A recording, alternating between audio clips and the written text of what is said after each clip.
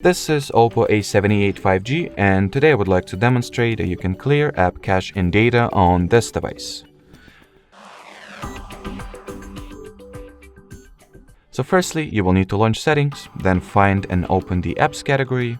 In here, go for the app management page, then find the app that you would like to remove or erase the data, or remove or erase the data for. So let's say I'll go with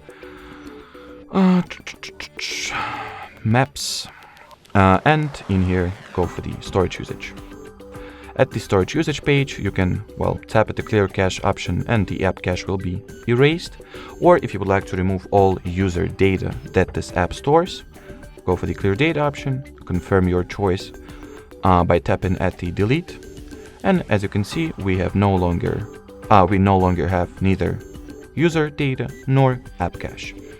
Alrighty, so that will be it for this video, guys. Thanks for watching and bye bye.